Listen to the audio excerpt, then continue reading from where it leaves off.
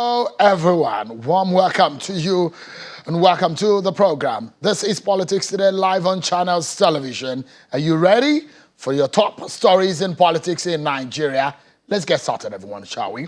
Let's begin tonight by letting you know what happened today in court with respect to the leader of IPOB, Nnamdi Kanu. The Federal High Court sitting here in Abuja struck out 8 out of the 15-count charges filed by the federal government against the detained leader of the indigenous people of Biafra, Nnamdi Kanu. In a ruling, Justice Binta Nyako freed Nnamdi Kanu on the 8 counts, which borders on incitement to attack police and kill police officers and destabilize the economic structures of the country.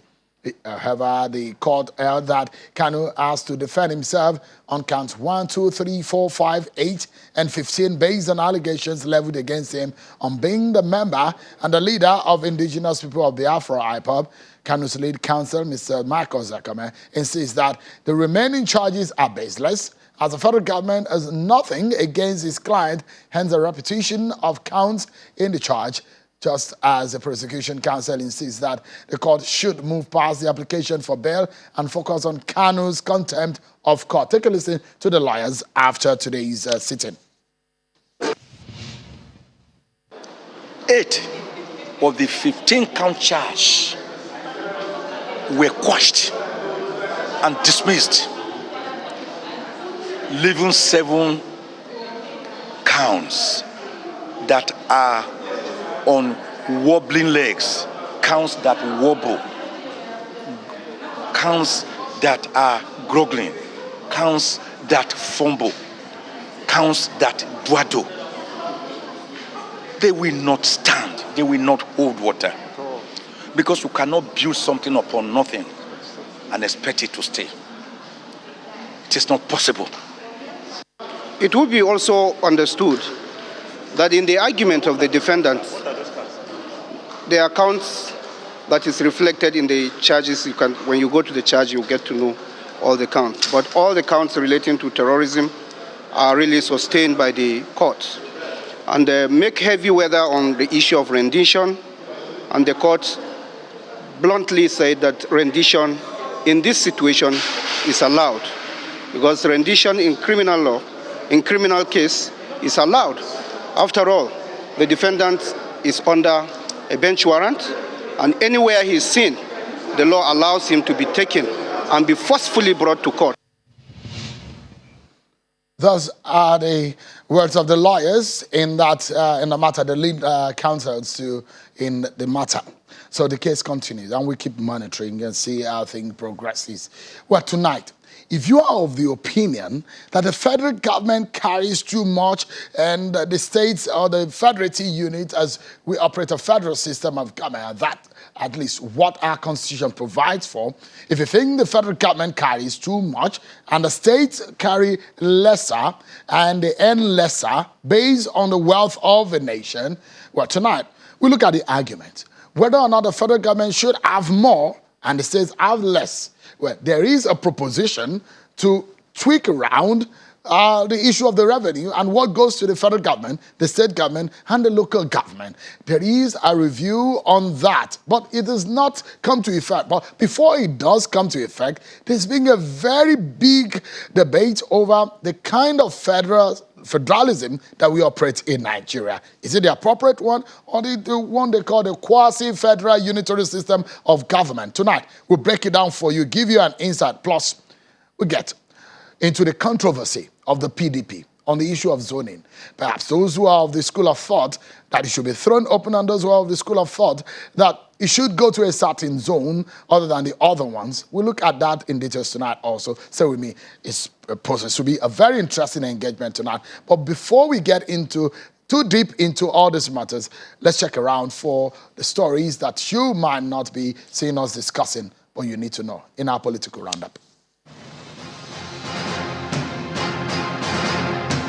Security and increase in national revenue and provision of massive employment to the youth.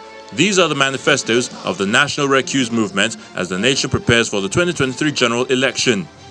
Addressing journalists in Abuja during the official handing over ceremony to the newly elected members of the National Working Committee of the party, the national chairman, Mr. Isaac Chigozie Ude, laments on the security situation in the country, stressing that the NRM party is ready to take immediate steps to end insurgency and terrorism.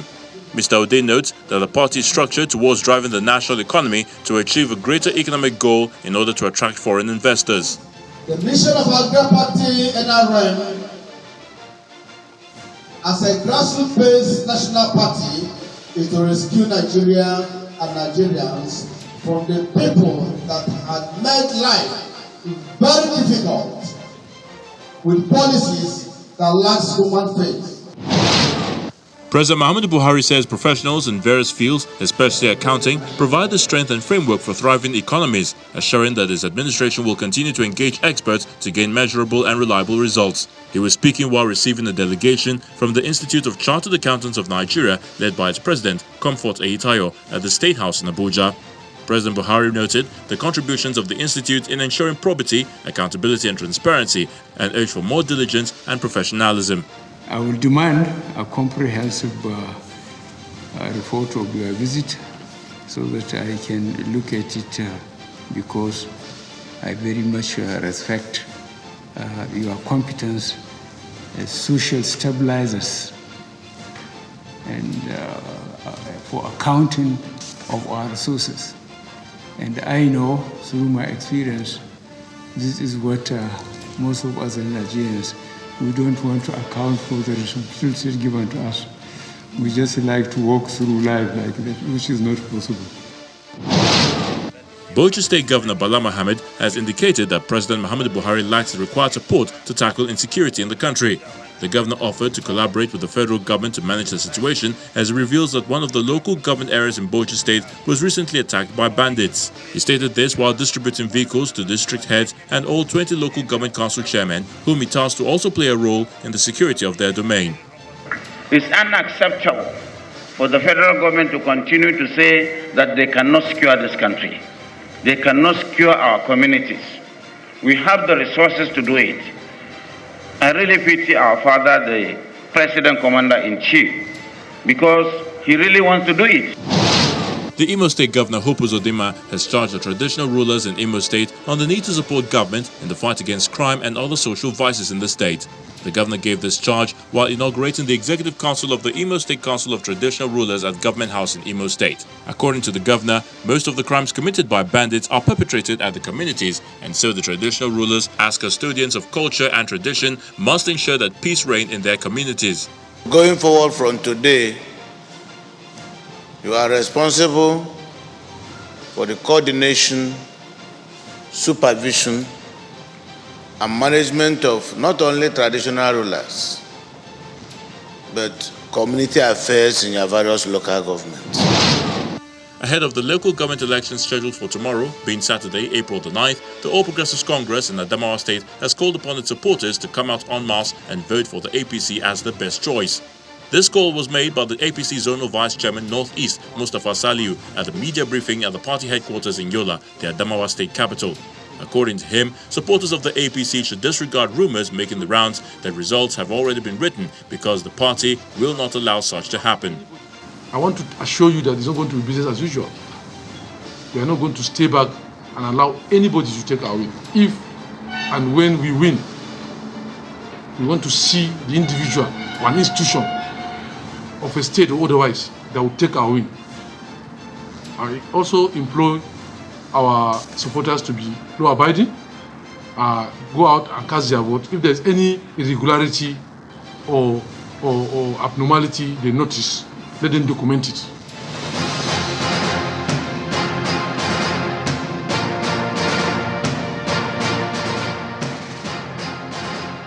All right, let's get to some intellectual conversation tonight, everyone, shall we? And it's about our nation. Now, if you think that politics is all what will shape this country, you might get it wrong. There are some fundamental issues at the very base of our national structure. Tonight, we'll get to it.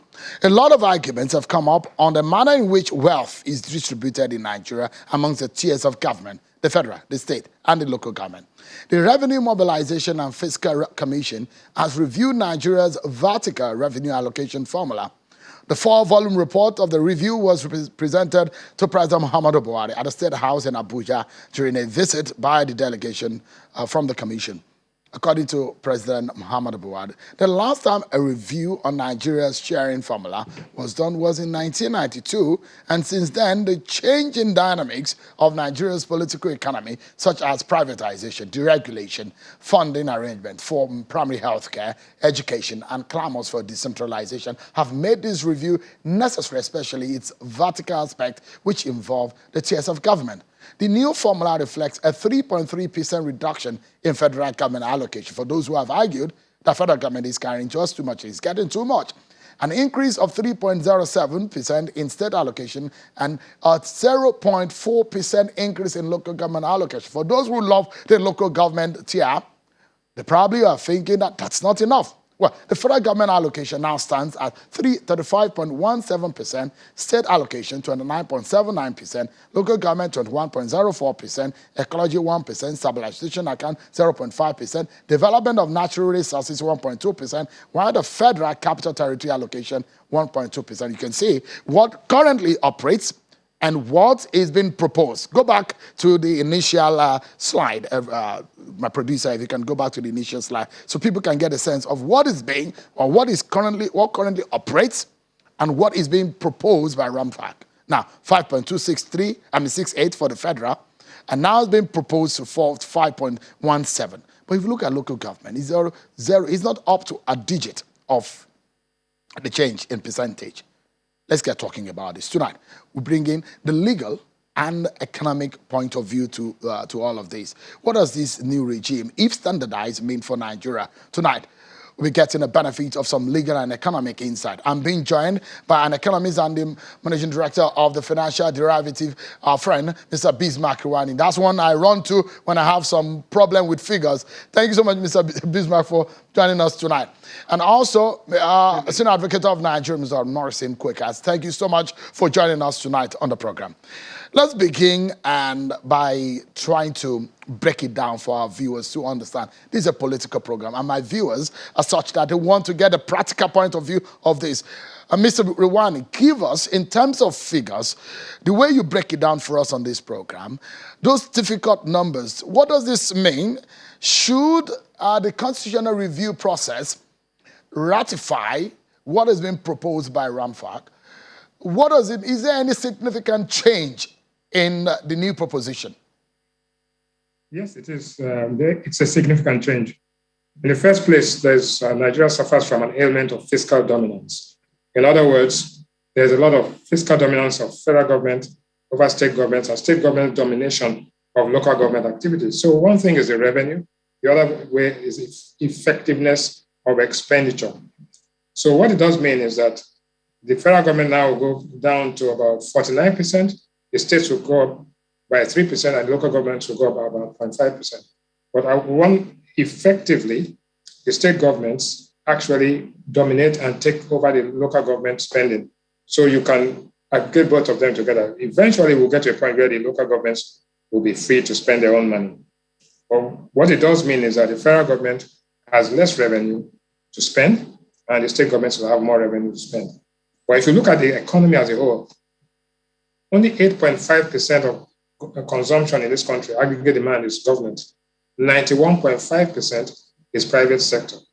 But there's a domineering effect of federal government because the federal government controls scarce resources, and the governments control scarce resources, control almost all the foreign exchange and the policies. Therefore, they have more than a domino and a dominant effect on economic activity. That is where the matter comes. Now, what we have to understand now is that fiscal federalism means that power comes from the bottom all the way to the top. But at the same time, economic domination means that financial power comes from the center all the way to the bottom. So this is still theoretical.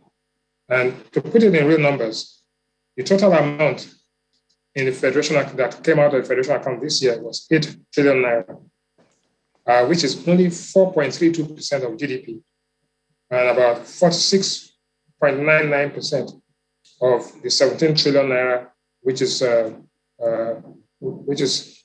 That is the federal government alone. But if you look at when you add both states and federal government together, you have to double that.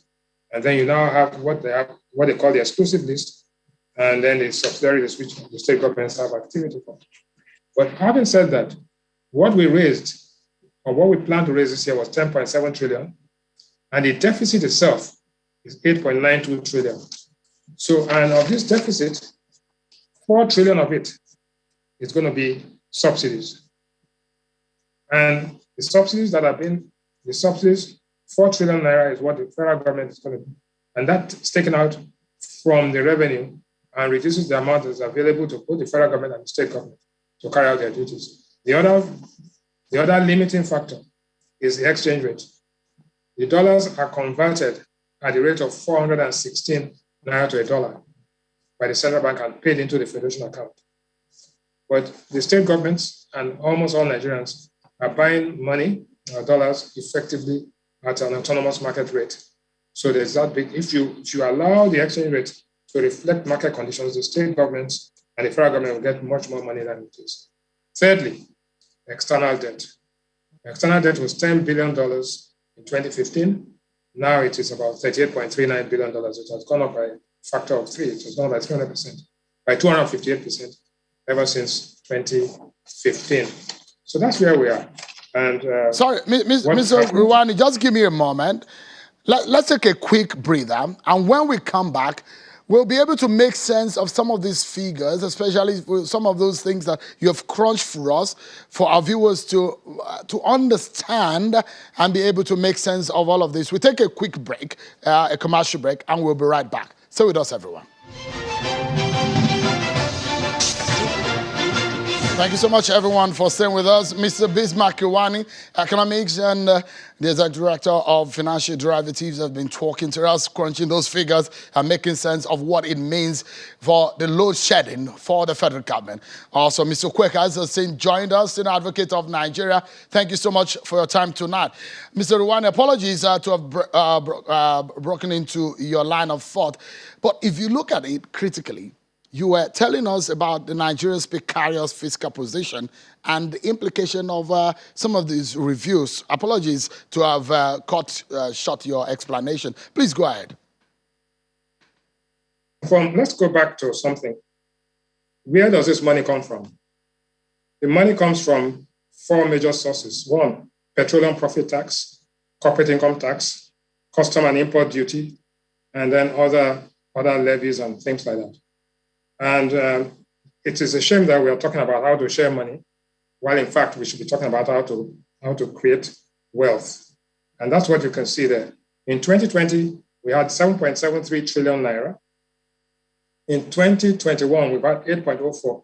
And this year so far, in first quarter, we have 1.86. In spite of the fact that the oil price has increased, if you multiply this by 4, you will find out that we are actually coming in at about 7.44.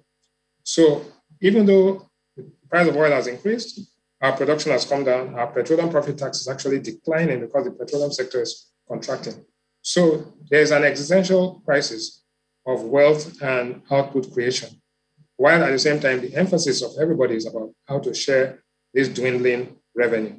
So I think we need to put that on the table, that there is a declining revenue profile. And meanwhile, population is growing much faster than we thought. So we have a problem there, and it could have a real problem if the economy is not pulled out of the current trend. Now, having said that, the point is this, that the state governments have a lot of responsibilities, because there's what you have the subsidiary list, which has both state and federal government, and then they have the primary. And the state government gets VAT. 85% of the VAT collected goes to the state governments. Right. So what I was trying to point out earlier on, that if the oil production and petroleum profit tax increases, we'll get more money.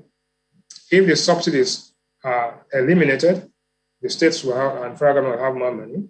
And thirdly, if the exchange rate mechanism is reflective of market conditions, the states and the federal government will get more money. The question is that, what do you do with this money? Are they held accountable? Are we getting value for money? Or is it being wasted? Or is it being raided? Or is it being judiciously spent Those are the questions that need to be asked. You were talking about government consumption, which is about 8.5%, and the private sector consumption is 91.5%.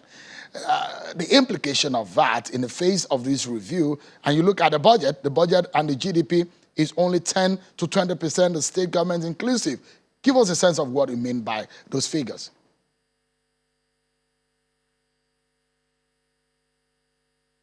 About $423 billion, of which 8.5%, 53, about $35 billion is all that the government consumption is, while $384 billion is what the private sector consumes. But the private sector draws all of its energy, all of its revenue, and all of its policy support and everything from the federal government. So you cannot be successful in this country, even in the private sector, if you don't have some support from the government. So basically, you have a feeding bottle economy where everybody is a parasite. Everybody goes to beg and get things from the government. And without government support, you are unlikely to be successful in any sector that you participate.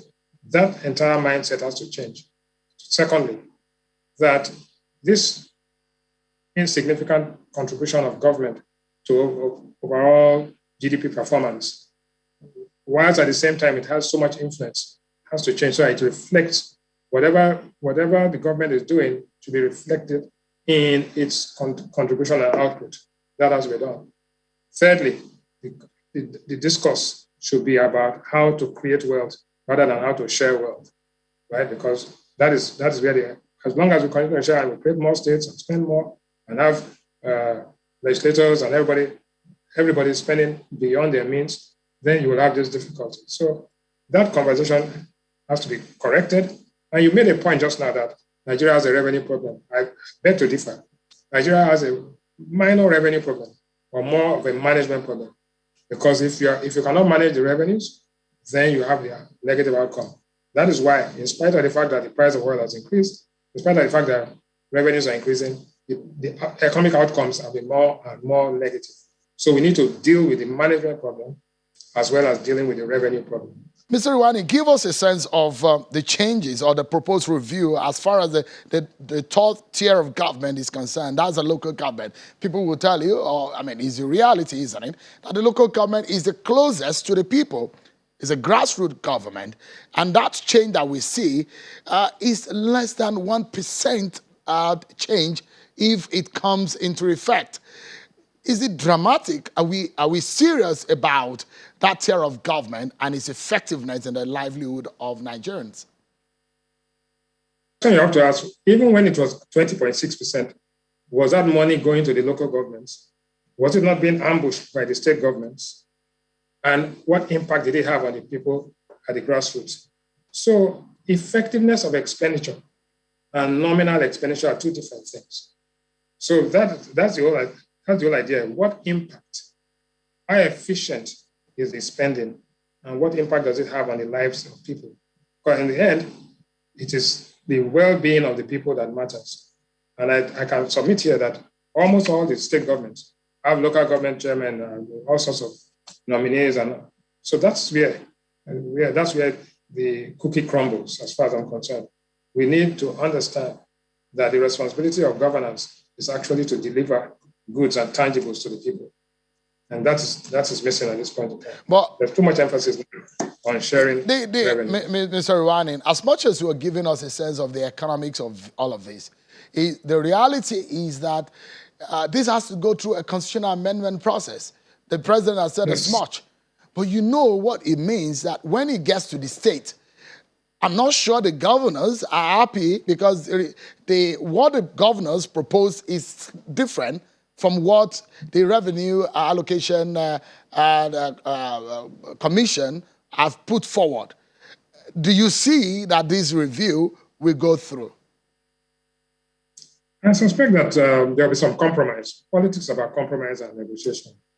And you cannot actually begin to do this in the midst of a political campaign.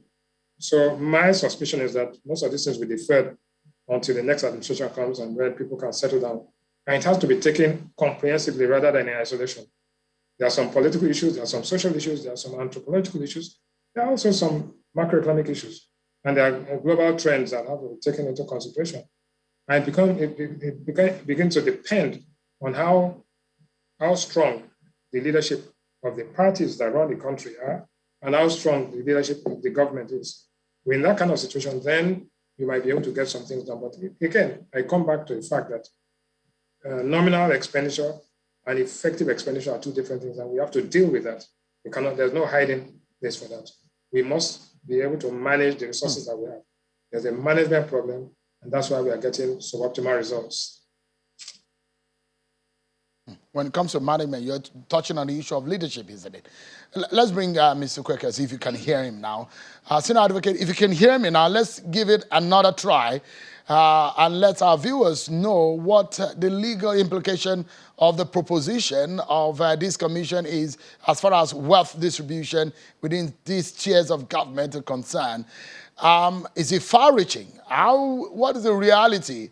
Does it have to go deep into the reconstruction or amendment of the Constitution? Thank you, Shehu. I will first start by commending Mr. Riwan for his insight into what the problem is.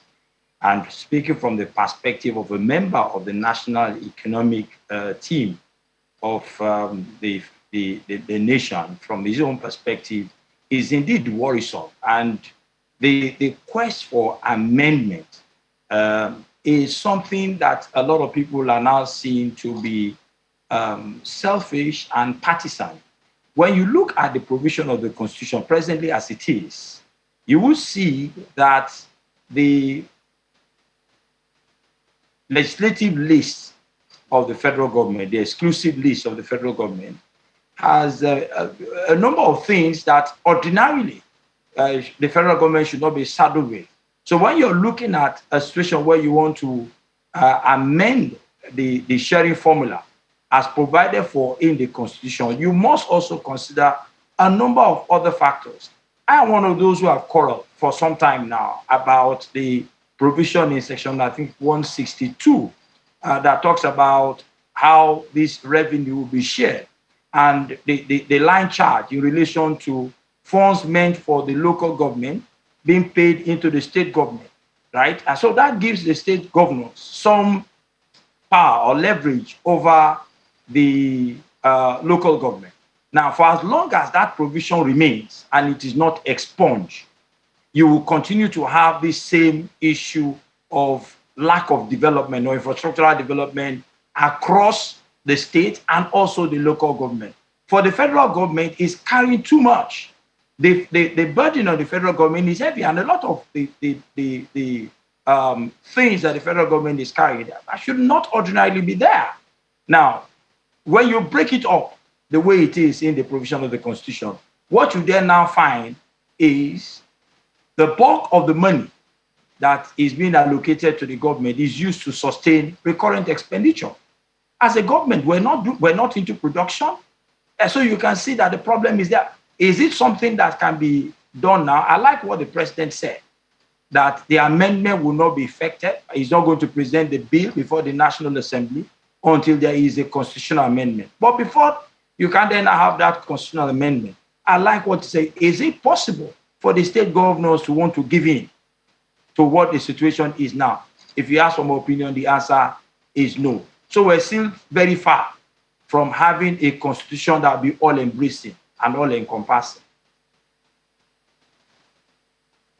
Mr. Norris Quaker, thank you so much for your thought, as well as Mr. Bismarck Iwaning on this issue of fiscal federalism and the new proposition by RMFAC on the sharing formula. Thank you so much, gentlemen, for your thought tonight.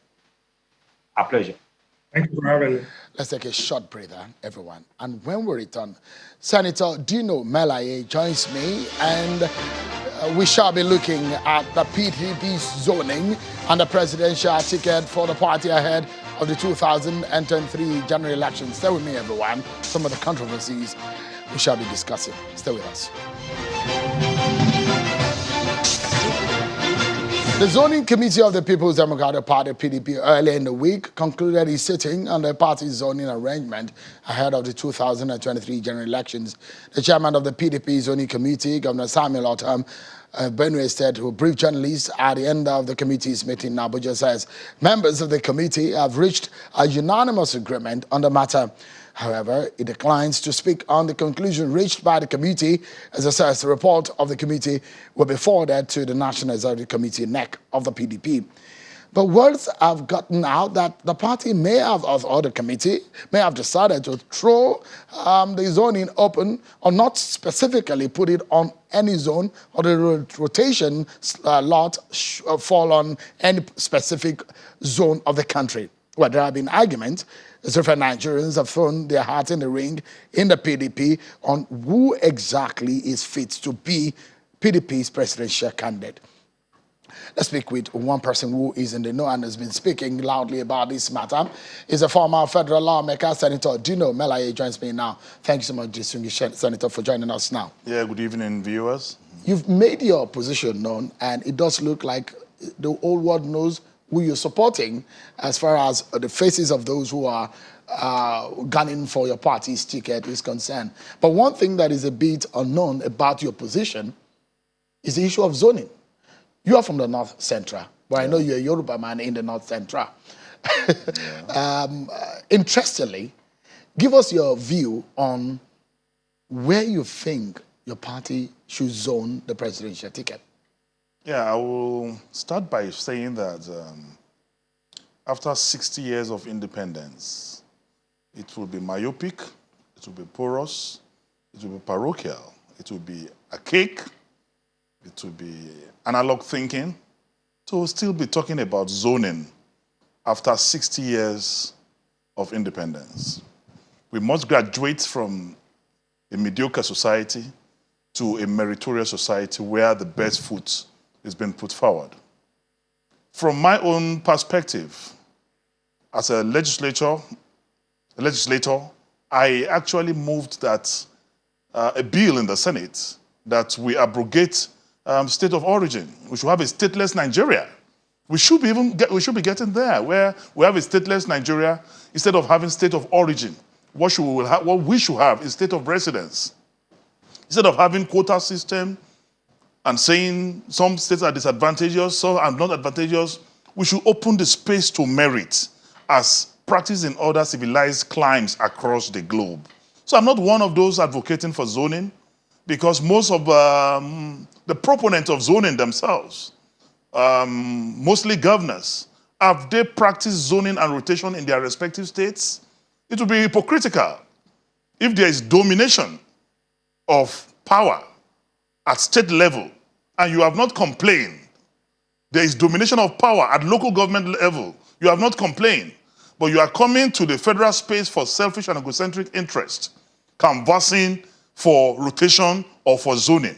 So I am saying the space should be open for the best, should be open for merit, should be open for open contest, so that you don't restrict those who have the capacity and capability of office just because you have moderated. I mean, there are those who disagree with you, that the thing that is hypocritical also of your party, and those who are saying it should be thrown open or it should not be zoned, because your party actually came up with this idea of zoning since 1999. The world is a dynamic place. And your party has it in the constitution. At the time, I mean, our democracy is over 20 years, Sheung.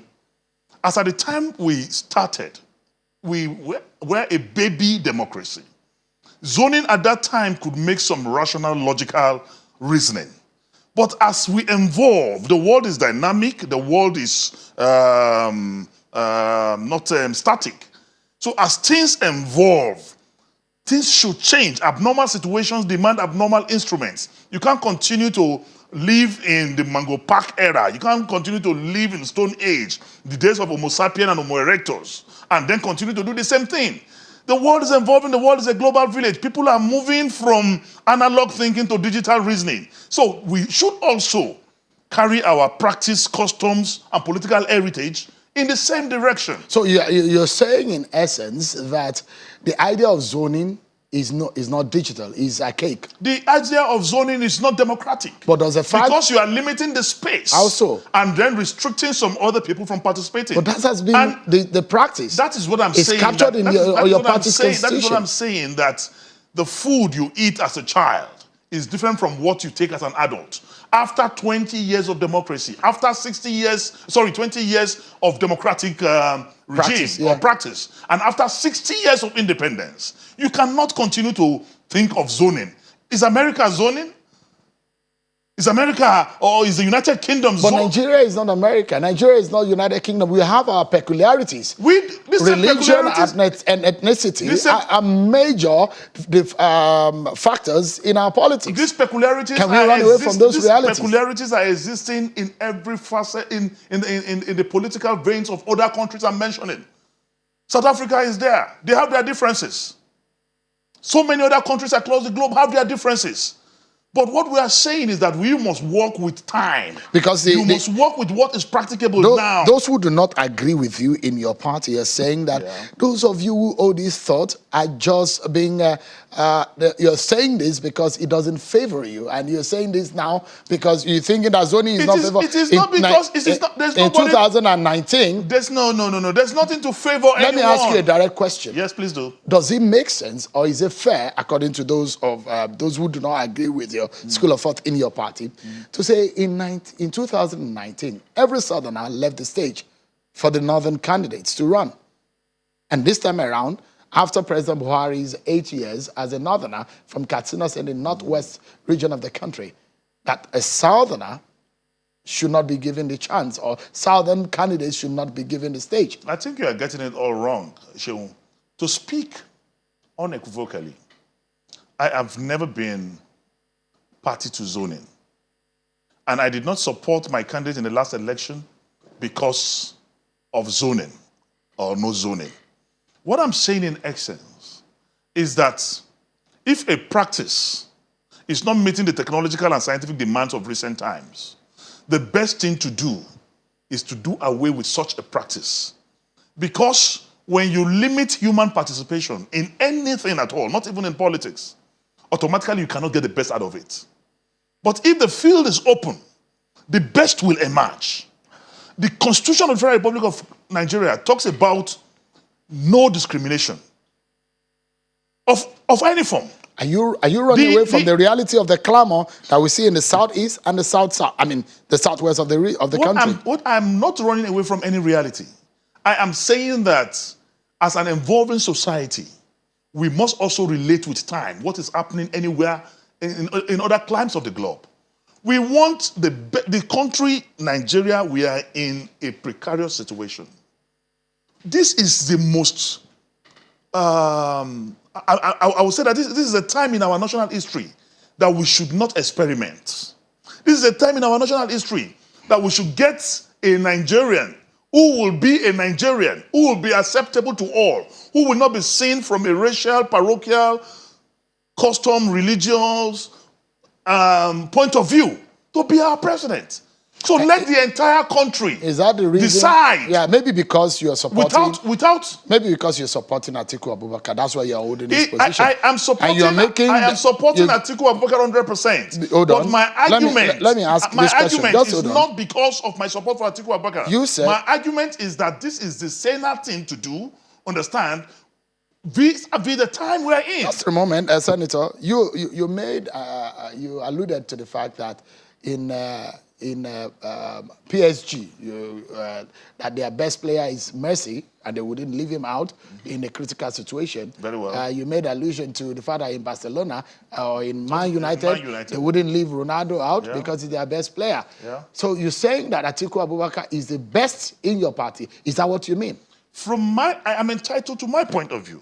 From my point of view, today in Nigeria, we need a Nigerian that will be seen by all. Because this country has never been this divided in our history. Not even during the Civil War did we have the kind of division we have in this country now.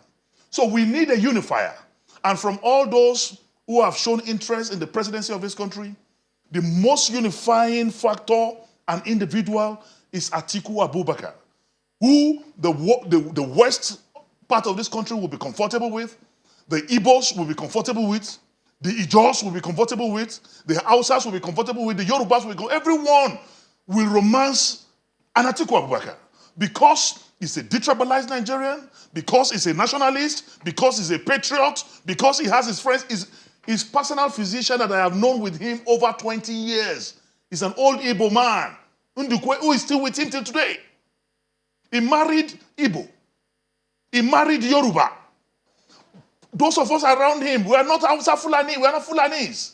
So we are saying that we need one man who will unify this country and bring back our long-lost reputation and bring confidence back into Nigerians. Today, the reason for agitation, the reason for the quest for separation is because there's injustice. And that injustice is because there is no unity of purpose, of heart and commitment as Nigerians. People have lost faith in the system. The APC government have completely divided us as a people. So we need that one person who will bring us together, who will be a father to the nation. The same thing happened in the United States of America. America became completely divided. America became like back to the days of the white and the black. Trump, America, was a divided America. Americans and Democrats sat down and said, come, the blacks and the whites in America have now been divided. Governance, there's government without governance. So they needed one person that will unify America, that both blacks and whites will see as one who have come to bring back the long-lost reputation of America. They went for a Biden, a 78-year-old man, who then brought them back together. And Biden recorded a vote that have never been recorded in the history of America. The situation is the same here. Nigeria is divided. The economy is in comatose. Insecurity is pervasive. Hunger in the land is like never before. So we need one man who has the capacity and capability. More importantly, who is seen by all as our own. No Nigerian, except you are a demon, will accuse Atiku Abubakar of being a religious bigot. So the question... No Nigerian will accuse Atiku Abubakar of being a tribalist. Because he's not. And that is what we need now. And none of these individuals aiming for the office of the president have the political experience of Atiku. And this is a man who has succeeded in business. Economically, he has transformed 1 naira to 10 naira. If you bring him to power, he will do the same thing to power. And Sheung, let me say this before you interject, that you cannot give what you don't have. You first need to acquire power before you can share power. It will be myopic, porous, parochial, intellectually stagnant, idiotic, and stupid to begin to share power when you have not acquired power.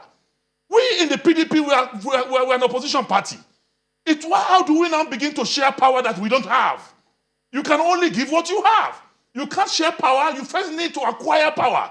And you cannot acquire power without using a character, a person that have the potency, the capacity, the capability to acquire that power. And the only person that have that capacity today is Atiku Abubakar. And that is why I describe him, that it will be stupid for Man U coach in a football match where they are playing 0-0. They are playing 0-0 means it's a war situation.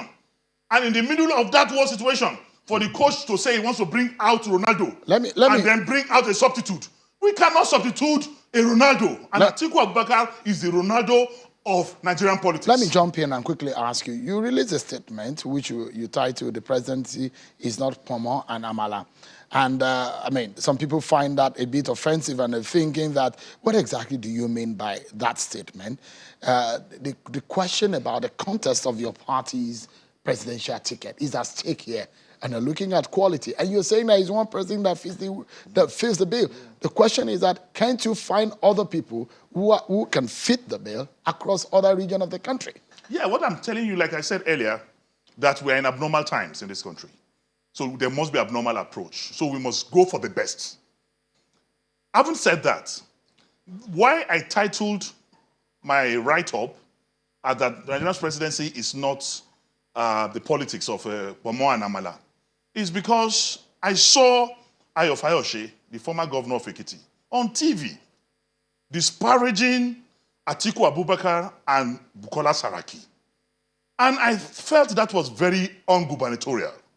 That for a man who has been governor twice, for a man who is a politician and is supposed to be a respected person in this country, to start attacking respected individuals in our party, especially one that has been vice president of the Federal Republic of Nigeria, one that has been governor for 8 years, that's Bukola Saraki, and he has been president of the Senate of the Federal Republic of Nigeria.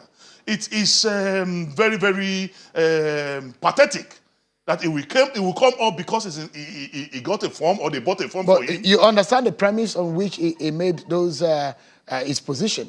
He said that those who were in the PDP and some of those who left the PDP and fought the PDP on the outside, and when things were not all right for them in the other party, they came back to the PDP. And now they cannot determine what goes on in the PDP. Shehu, I will tell you again that... And you are one of those who left the PDP. I want to tell you that we are students of history in this country, and we are not all myopic. Ayo Fayose is not even in a position to accuse anybody of leaving the party. For example, Ayo brought PPA to Ekiti and even rented an office for them. He was a member of PPA. Oji Uzor Kalu is alive. You can confirm from him. Not only was he a member of PPA, he ran also Senate and failed woefully on the platform of Labour Party. So a man who has jumped from one political party to another have no moral grounds to accuse any other person of leaving one party to another. It's like you are pointing one finger at somebody and four pointing at you. But he's not the only one who has made that claim. He's not the only one who has made it. If you make it personal to him, it might be unfair. He was the only one I listened to and I heard him. The question is and others who made those claims may not be governors, may not be members of the neck of our party. Ayo Fayose is not attacking the opposition. He's only trying to ride on these very respected Nigerians, Atiku and Saraki, to make some unsubstantiated, to score some unsubstantiated goals. Our party is a disciplined party. You cannot run down the leaders of the party, the torchlights of the party. You understand? The leaders of the party, and then just because you sat down, you got a form, or they bought a form for you, and you now sat down somewhere with Amala and Pomo, and think the presidency of this country is a caricature, is Awada Kerikeri. It's not. Doesn't he have, just the same way you're expressing your view, doesn't he have a right to his own view? I have not disparaged any presidential aspirant because it is wrong to do so. As a party man, as a statesman, as a nationalist, it is very, very wrong. But you have held a position tonight to say Atiku Abubakar is the best man. That is... and he held his own opinion. Nobody have said Ayo Fayose cannot say this person is my candidate or he himself is the best person. If he say Ayo Fayose is the best material for PDP, I will not react to that. But for a man of his status to start disparaging the leaders of our party, we are going to an election. In what words exactly did he use that was offensive to you? By the postulation he made. By the postulation he made. That they left the PDP by the postulation and fought the PDP on the outside. He made. Was it wrong? By the postulation he made. Was it wrong by that? Very, very wrong. That they left the PDP and they came back. That's why I'm saying that he himself, Ayo Fayose, is guilty of what he was accusing others for. And if you are a leader in this country, integrity, transparency, moral responsibility should be your watchword. How critical? And he has not displayed that at all. How critical would your primaries be? You see, that's something that's going to be very tough, isn't it? The PDP is one of the finest organized parties in this country. The PDP is a wonderful political party. When we get to that bridge, we will cross it. Many people thought our national convention was going to tear us apart, but we came out more stronger and united. And I'm telling you that our presidential primary will come and will go and will come out stronger. And by the grace of the Almighty God, PDP will take over power in 2023 with Atiku Abubakar as our flag bearer. It's interesting, actually, that a lot of people thought you are closer to Bukola Saraki than you are to Atiku Abubakar. Yes. I am. Even as I'm speaking with you, Bukola Saraki is my leader, is my friend, is my brother. And you cannot even disparage him in my presence. I will react. But I want to tell you that for everything, just like Ecclesiastes chapter 3 says, there's a time and season for everything. And as what you owe your friend is to tell him the truth. Have you told him? Not minding whose horse is God. And I don't want us to make Bukola Saraki a subject matter here. On this present contest, the best man that I feel will rescue this country from the satanic manifestation of the APC is Atiku Abubakar. And I'm telling you that at the end of the day, both Bukola Saraki, Atiku Abubakar, and every other presidential aspirant, we will all team together and work for Atiku and the success of the PDP in the final analysis. Senator Gino Melaye, thank you so much for coming on tonight. The pleasure is always mine. Thank you so much. Well, that's our show for tonight, everyone. Many thanks for watching. I'm sure Akim Ale. Bye for now.